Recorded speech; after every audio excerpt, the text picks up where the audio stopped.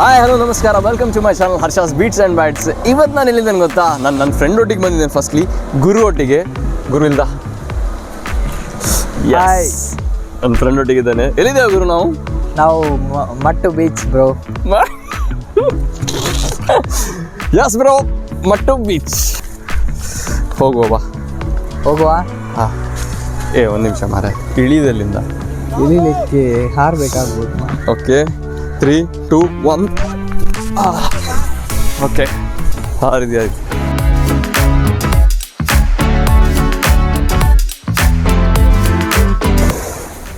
ಉಡುಪಿಯಲ್ಲಿ ಕೆಲವು ಬೀಚ್ ಇದ್ದಾಗ ಫೇಮಸ್ ಆಗಿ ಮಲ್ಪೆ ಬೀಚ್ ಇರ್ಬೋದು, ಕಾಪು ಬೀಚ್ ಅಂತ ಇರ್ಬೋದು. Mattu beach is also one of the famous. And Mattu ಬೀಚಲ್ಲಿ ನಮ್ಗೆ ಖುಷಿ ಆಗೋದು ಏನಂತ ಹೇಳಿದ್ರೆ, ಮುಂಚೆ ಈ ಜಾಗ ತುಂಬ ಪೀಸ್ಫುಲ್ ಆಗಿರ್ಬೇಕು, ಯಾರೂ ಇಲ್ಲಿ ಬರ್ತಾನೆ ಇರಲಿಲ್ಲ. ಸೊ ಈಗ ಒಂದು ಸ್ವಲ್ಪ ರೀಲ್ಸ್ ಟ್ರೆಂಡಿಂಗ್ ವೀಡಿಯೋಸ್ ಎಲ್ಲ ನೋಡಿಬಿಟ್ಟು ಮೇ ಬಿ ಟೂರಿಸ್ಟ್ ಇಲ್ಲಿ ಬರ್ತಾ ಇದ್ದಾರೆ. ಆ್ಯಂಡ್ ದಟು ಇವತ್ತು ಸಂಡೇ ಅಲ್ವಾ, ಸೊ ಜನ ಸ್ವಲ್ಪ ಇಲ್ಲಿ ನಮಗೆ ಕ್ರೌಡ್ ಒಂದು ಸ್ವಲ್ಪ ಕಾಣಲಿಕ್ಕೆ ಸಿಗ್ತಾ ಉಂಟು. ಇನ್ನೊಂದು ಏನಂತ ಹೇಳಿದ್ರೆ, ಈ ಬೀಚ್ ಇದೊಂದು ಸ್ವಲ್ಪ ನೀರು ನೋಡಿ ಎಷ್ಟು ಕ್ಲೀನ್ ಆಗಿದೆ ಅಂತ.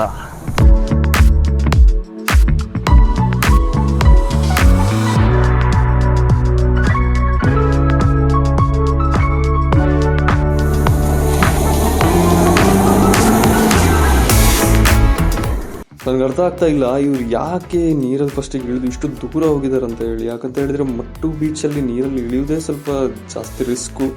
ಅದ್ರ ಮೇಲೆ ಇವರು ಇಷ್ಟು ದೂರ ಹೋಗಿದ್ದಾರೆ ಅಂದರೆ ಸಿಕ್ಕಾಪಟ್ಟೆ ರಿಸ್ಕ್ ತೊಗೋತಾ ಇದ್ದಾರೆ. ಮಲ್ಪೆ ಬೀಚಲ್ಲೆಲ್ಲ ನೀರಲ್ಲಿ ಹೋಗ್ಬೋದು, ಆದರೆ ಮಟ್ಟು ಬೀಚ್ ನನ್ನ ಪ್ರಕಾರ ಇಳಿಲೇಬಾರ್ದು, ರಿಸ್ಕಿ ಅಂತ ಹೇಳ್ತೇನೆ. ಅಲ್ಲ ಗುರು? ಅಲ್ಲ, ಕರೆಕ್ಟ್.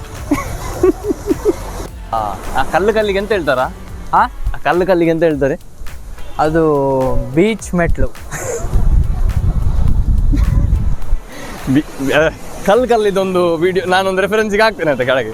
ಸೊ ಆ ಥರದೊಂದು ಉಂಟಾಯ್ತಾ, ಅಲ್ಲಿ ನಾನು ತೋರಿಸ್ತೇನೆ ನಿಮ್ಗೆ, ಗೊತ್ತಾಗ್ತದೆ ಎಂತ ಅಂತ ಅದು.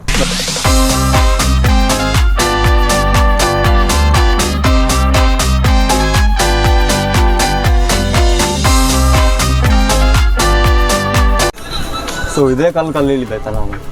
ಸೊ ಈ ಥರದ್ದು ಇಲ್ಲಿ ಸುಮಾರು ಉಂಟು ಈ ಬೀಚ್ನಲ್ಲಿ. ಇದೊಂದು ಸ್ಪೆಷಾಲಿಟಿ ಈ ಬೀಚ್, ಇದು ಮಟ್ಟು ಬೀಚ್ ಇದು.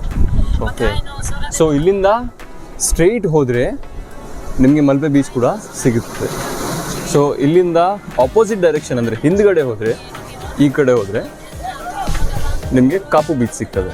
ಹೌದಲ್ಲ? ಹಿಂಗೆ ಮೈಗೆ ಹಾಕಿದ್ದು ಹುಚ್ಚ ಹಾ ಅಂತ ಹೇಳು. ಯಾ ಬ್ರೋ. ಮಟ್ಟು ಬೀಚಿಗೆ ಹೆಸರು ಬಂದದ್ದು ಈ ಜಾಗ ಮಟ್ಟುವಿಂದ. ಮಟ್ಟು ಇಲ್ಲಿ ಫೇಮಸ್ ಮಟ್ಟು ಗುಡ್ಲವನ್ನು ಬೆಳಿತಾರೆ. ಗುಡ್ಲ ಅಂದರೆ ಬದನೆಕಾಯಿ, ಬ್ರಿಂಜಾಲ್, ಅದನ್ನು ಬೆಳಿತಾರೆ.